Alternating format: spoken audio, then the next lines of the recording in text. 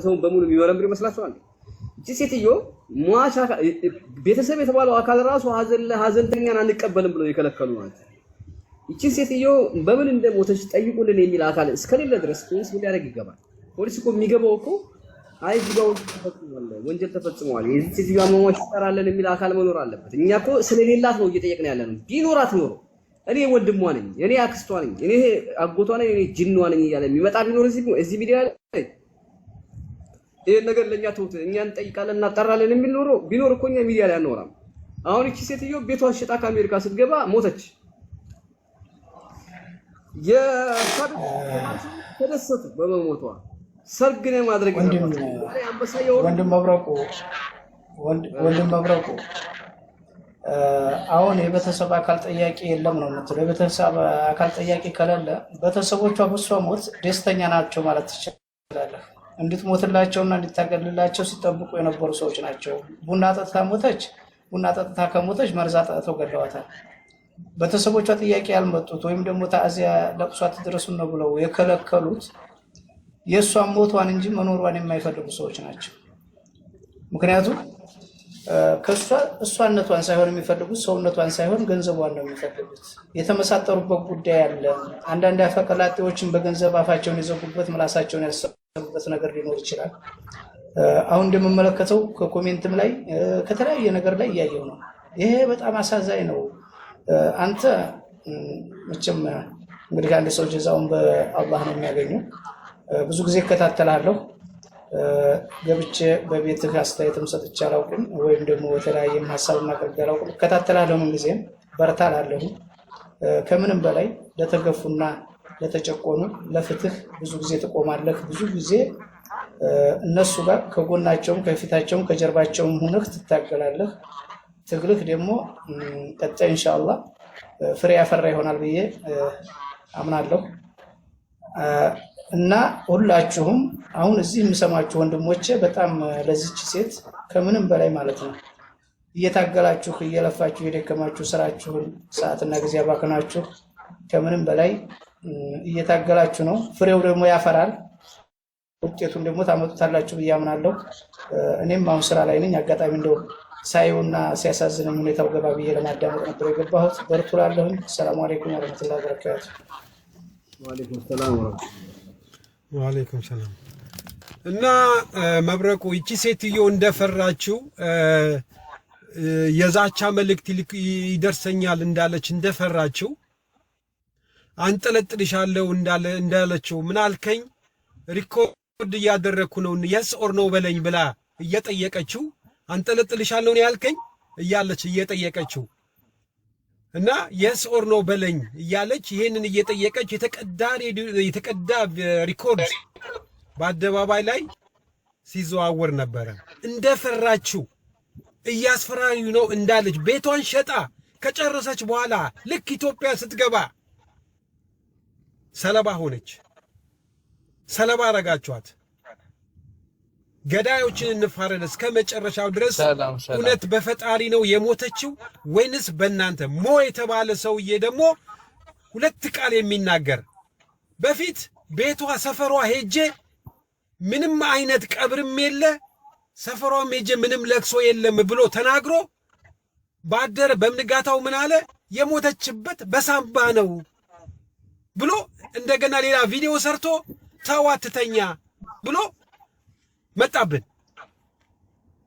እንዲህ አይነት ሰው አንድ አሳብ የሆነ ሰው ምስታችሁን ዩት እያደረገን በመጀመሪያ መመስገን የሚፈልገው መብረቁ ከዚህ በፊትም እከታተላለሁ ለእውነትና ለፍትህ ስለምትቆም በጣም ታንኪ። ብዙ ጊዜ አብዛኛው ሰዓት ተከታይ ነኝ። እኔ ግን አንድ ሀሳብ አለ።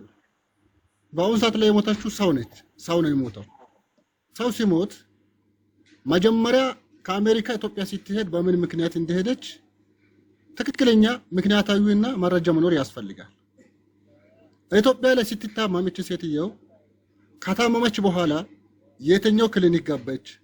ከክሊኒክ ወረቀትና ካርድ ሁሉ ነገር አለው፣ ኤቪደንስ አላቸው።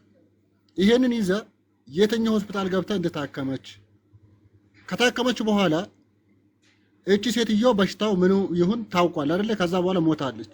ስትሞት የግድ የአስክሬን ምርመራ ይካሄዳል። የዛ የምርመራ መረጃ ሁሉ መኖር ያስፈልጋል። ከዛም በኋላ ስትሞት የግድ ለቅሶ የሚመጣው ወይ 10 ሰው አይደለም። እቺ ሴትዮ በሶሻል ሚዲያ በጣም ታዋቂ ነች። ስለዚህ እቺን ሴትዮ ስትቀበር ራሱ ያለውን መረጃ በትክክል ማስረዳት አለባቸው። በዚህ ጉዳይ ላይ ትልቅ ውስብስብ የሆነ ችግር አለ። አንደኛ ነገር ከዚህ በፊትም ቢሆን በልጅቷና በልጁ ግንኙነት መካከል ላይ ሴትይቷን ምን ያክል ለመግደል ዛቻ እንዳደረሰቡን በደንብ እናውቀዋለን። ይሄንን ነገር ሲጠየቁ ምን ያናድዳቸዋል? የግድ ሴትይቷ ከሞተች እነሱ የሚያዝኑ ከሆነ የኢትዮጵያ ሕዝብ እንዲያውቅ ከኛ ጋር ከናንተ ጋር ተጨምረው ለሴትይቷ ያለው መረጃ በተግባር ለኢትዮጵያ ሕዝብ ማስታወቅ ሲገባቸው እዚህ ጉዳይ ላይ ትልቅ ችግርና እጅ አለባቸው። ይሄንን ነገር በእውነት በሀገራችን ላይ ኢትዮጵያ ሕግ ካለ የዚህ ሴትይቷ ነፍስ በትክክል መረጃና ማስረጃ ለኢትዮጵያ ሕዝብ ማስታወቅ ያስፈልጋል። ትናንትና እያለቀስኩኝ ነበር። ዮኒ ማኛ ቤትም ሰምቼዋለሁ። መብራቱ ትክክለኛ ነገር ይዛ ስትካሄድ አይቼዋለሁ። እቺ ሴትይቷ ቡና ከጠጣች በኋላ በምን ምክንያት ነው ያመማት? ቡና ላይ መርዝ ተጨምሮ ነው ተበርዘው ነው ወይ የሞተችው? ይሄ አስክሬኗ ደግሞ ሄደው በትክክል ተመርምሯል ወይ? በዚህ ጉዳይ ላይ ትልቅ ችግር ስላለ ውስብስብ የሆነ ነገር አለ። መብረቁ በጀመርከው እጅ ሁላችንም ከጎናችሁ እንሆናለን። በእውነት እንደዚህ ሴትይቷ በአፈና የተገደሉ ብዙዎች ሊኖሩ ይችላሉ። ይሄ ነገር ግን ሐቁ መውጣት አለበት ብዬ ነው የማስበው። በእውነት በጣም ያሳዝነኛል። እነዚህ ሰዎች ነፍሰ ገዳዮች ናቸው። እንዴት ነው ይሄን ያክል ስሙን አታንሱ የሚሉት? ለምንድን ነው ማስረዳት ያቃታቸውስ? ምንድን ነው የትኛው ትወና ነው እየተጠቀሙ ያሉት? ስለዚህ ትክክለኛ ካራክተር ተዘጋጅተው ከጊዜ በኋላ የተጀመረው የሆነ ሴራ አለ። ይሄ ነገር በትክክል መታወቅ ያስፈልጋል ብዬ አፕሪሺየት አረጋለሁ። ታንኪው በጣም ስለተሰማኝ ነው የገባሁት። ከሶሻል ሚዲያ ርቄው ነበር። አመሰግናለሁ። ቴንኪው ወንድሜ ክበረልኝ። ያ ሰላም ሁላችሁ። ሰላም እንዴት ነህ? አማን ነው? እግዚአብሔር ይመስገን። ሰላማችሁ ይብዛ። ግን እኔ አንድ ሁለት ነገር ነው ማለት እንፈልገው። እውነት ከሀገር ሲወጣ አንድ ኢትዮጵያዊ ሰርቼ ተለውጬ ቤተሰቤን እረዳለሁ ብሎ ሀገሬን ከቻልኩ ሀገር ለውጣለሁ ብሎ ነው የሚሄደው። ግን በዚህን ያህል ከሀገር ወጥቶ ገዳይና የእንትን እንደዚህ ተቋቁሞ መደራጀት ራሱ በጣም የሚገርም ነው። ሰው ነፍስ ለማጥፋት ማለት ነው። ግን በጣም የሚገርም ነው። የቅድሟም ልጅ የገባችበት ራሱ ሲጀመር የእሷ እጅ ራሱ አለበት ብዬ ነው እኔ የማምነው። ምክንያቱም እንደዛ ትረፍበት ምን የሚባል ሰው እኮ ሞቶ እውነት ከወጣለት ነው ቤተሰብም ሬሳም የሚያርፈው። እንዴት ነው እውነት ተደብቆ እረፍት የሚያገኘው ሬሳ? እንዴት ነው የቤተሰብስ እውነት ቤተሰብ ካላት ይቺ ልጅ እንባቸው ያርፋል እንዴ ሁል ቀን? እስቲ ያቺን ልጅ አይታችኋል? ለ10 ወር ስታለቅስ ነው አይደል እንዴ ፍትህና ደሟን የቤተሰቧን ደም ፍለጋ እንደዛ ስትሆን የነበረው? ለምንድን ነው ትረፍበት የሚባለው? ከተቻለ እውነት መውጣት ያለበት ድረስ መውጣት አለበት። ሐኪም ቤት ደግሞ የት ሚሊሊክ ነው እንዴ እንትን የተባለችው? እና ደግሞ የገባችበት ቀን ሚሊሊክ አይደለም መብረቁ እኮ የካቲት 12 ነው የተገባችው። አይ እንትን ሬሳ ምርመራ የተደረገው ሬሳ ምርመራ ሚኒሊክ ማን ሄዳል? አልነገሩንም እኮ እንደዛ ሰምተሃል መብረቁ? ሚኒሊክ እርግጠኛ ነህ? ወረቀት እንትን ብለዋል አለ። የሬሳ ምርመራ ተደርጎ ሴትዮዋ በሳንባ ቋጠራ ምናምን ጅንቆለት ሞተች ብለው እኮ ተናግረዋል። ግን ሚኒሊክ እንደገባች እርግጥ ነው። ስሟስ ማን ነው? ትክክል ያ ስሟ ትህትና ታምራት። ትህትና ታምራት። ቀኑ 12 ነው 12 ነው ኖ ሐምሌ 5 ነው የነበረው። ሐምሌ 5 ነው። ሐምሌ 5 ቀብሯ ነው። ከዛ በፊት ነው መቼ እንግዲህ የ3 ቀን ወደ ኋላ መመለስ። እሺ ትህትና ታምራት። እሺ በቃ ለማንኛውም እሺ እንግዲህ ተባበሩን ሁላችሁም በያላችሁበት በየሙያችሁ በየስራችሁ አንዳንድ ነገሮችን ብታግዙኛ ለምንም ለማንም አይደለም። ይቺ ነፍስ እንደተሳቀቀች እንደፈራች ህይወቷ ማለፋ በጣም ያሳዝናል። እንደፈራችው እንደተሳቀቀች በልጇ ቦይፍሬንድ አይደለም በልጇ ቦይፍሬንድ ያር እንደመሰለ መጨረሻ ብዬ ልውረድላችሁ። አንደኛ ነገር መብረቁ በትክክል ጀምረዋል።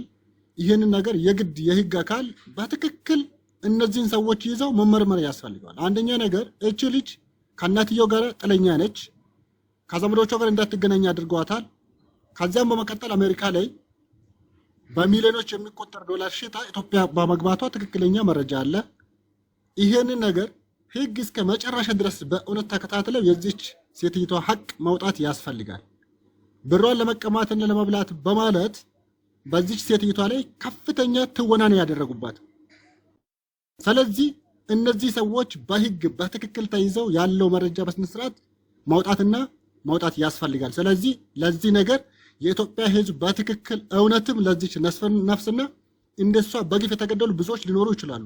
አሁን እንዳሳየህ አረብ ሀገር ላይ ላለችው ሴትይቷ ለመክሰስ ይሄን ያክል ብር ተሰብስቦ ከሆነ ከዚህ በፊት እቺን ሴትይቷ ለመግደል ሲጂቲ ለነበረችው ምን ያክል ብር ሰብስበው እንዳስገደሉ እኛ የምናውቀው ነገር እግዚአብሔርን ብቻ ነው የሚያውቀው። ስለዚህ እውነትም በሀገራችን ላይ ህግ ካለ ይሄንን ነገር እስከ መጨረሻ ፍጻሜ ድረስ ተከታትለው ይሄንን መረጃ እንዲወጣ እኔ ፊት እጠይቃለሁ። በዚህ አጋጣሚ መብረቁ ታንክ ሁሌም ስለምታደርገው ነገር አፕሪሼት አደርጋለሁ። የኢትዮጵያ ህዝብ በዚህ ጉዳይ ላይ በእውነት ፍትህ እንዲያገኝ ሁላችንም ርብርብ ማድረግ ያስፈልጋል ብዬ ነው መልእክት ማስተላልፈው። ታንኪው ስላዳመጣችሁ እጅግ አድርጌ አመሰግናችኋለሁ። አብሽር ታንኪው። እኛም እናመሰግናለን። ሁላችሁም በእንደዚህ አይነት በአንድ ድምፅ ስናደርግ ሌባው ገዳዩ ሊታወቅ ይችላል። በእውነቴን ነው የምላችሁ። እንዲህ አይነት ነገር ነው የሚያስፈልገንና ድምፅ ያስፈልጋል። ለዚህ ሰው ለዚህ ሴት ድምፅ ያስፈልጋል። ባላግባብ ነፍሷን ባጣችሁ ገንዘብ ታይቶ ይሁን ምን ታይቶ ይሁን የሞተችበት ምክንያት እንደው ስትመራመሩ ስታዩት በምን ምክንያት ይመስላችኋል?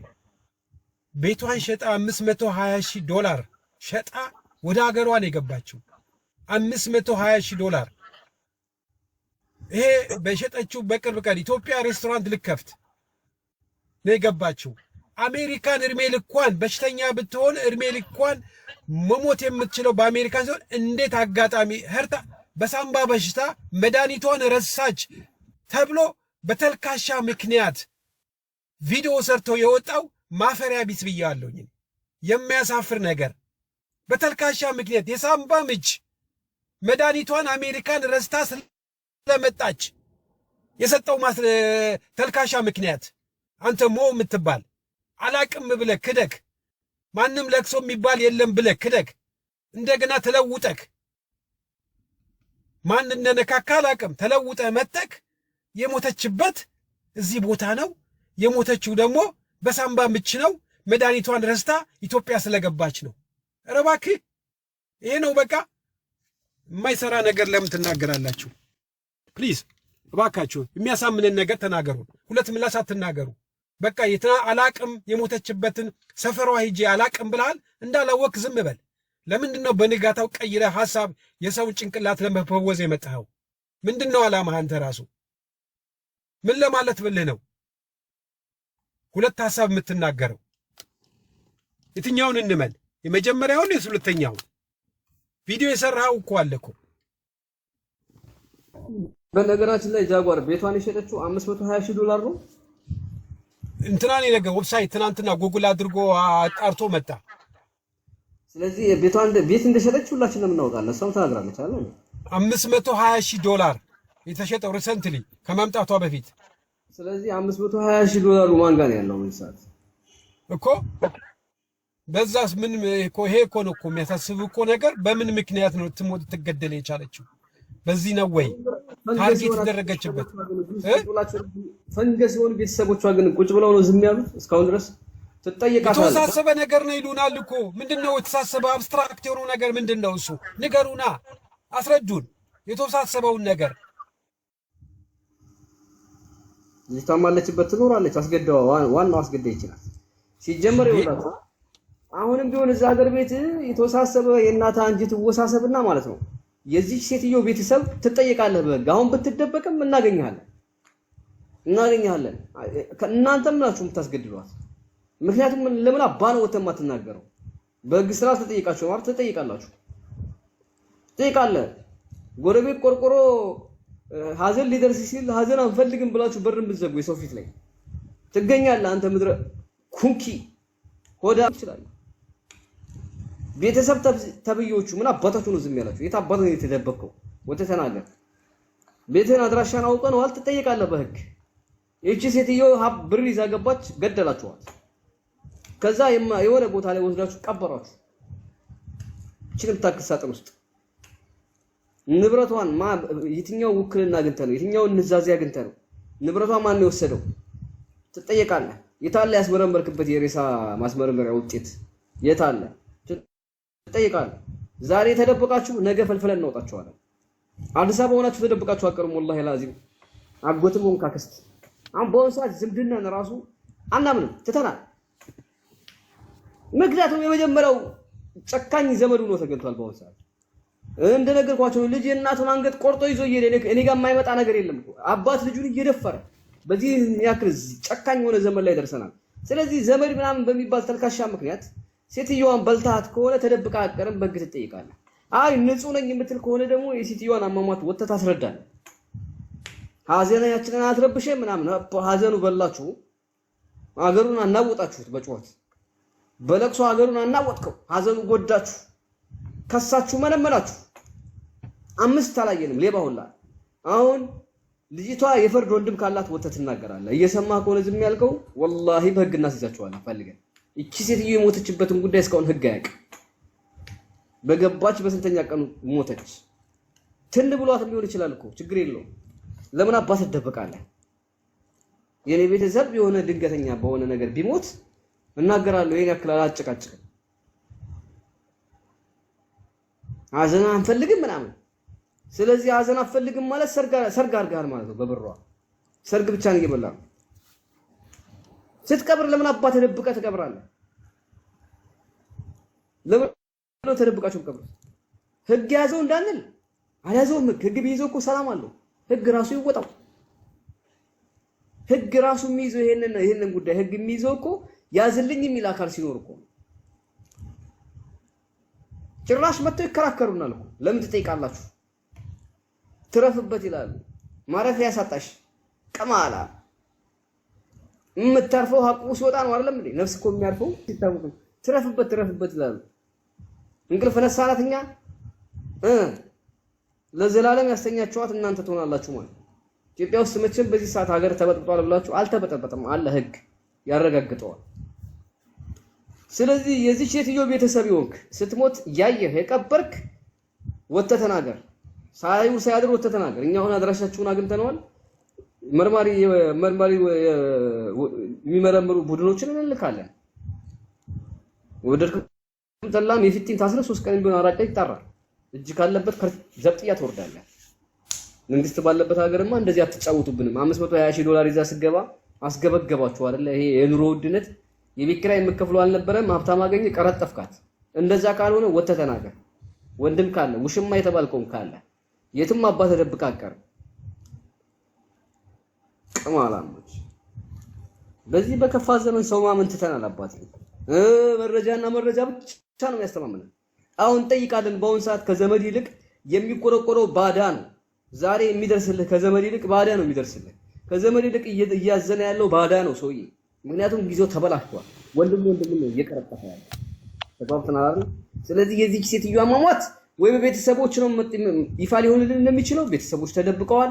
ታዲያ በማን ነው ከተባለ እንግዲህ በህግ ነው። ህግ ደግሞ ምን ያደርጋል? እኛ ስንጠይቅ ነው ህግ የሚይዘን ጉዳይ። ይሄኔ እዚህ ውስጥ ያሉ የህግ አካላቶች ይሄንን ንግግር እያዳመጡ ይሆናል። ስለዚህ የቺ ሴትዮ አሟሟት $520,000 በኢትዮጵያ 60 ሚሊዮን ወላ 70 ሚሊዮን አካባቢ ነው። ይሄንን ብር ይዛ ገባች፣ ወደው ቀረጠፏት። ቡና ከጣች 80 ሚሊዮን ነው የሚወጣው። መብረቁ 80 ሚሊዮን 500 ይለዋል። የዛ ካልኩሌት እያደረጉ 80 ሚሊዮን ብር በአንድ ስኒ ቡና ሞተች ሴትዮዋ እየተባለው ምን ሲባል ሳምባ ነቀርሳ አለባት። ሳምባ ቲቪ ነው አለባት። ውሃ የቋጠረ መድኃኒት ረስታ መታ ነው ከአሜሪካ። ኢትዮጵያ ውስጥ መድኃኒት የለም። ደግሞ መድኃኒት ረስታ መጣች። ከዛ መድኃኒቱ ጠፋ።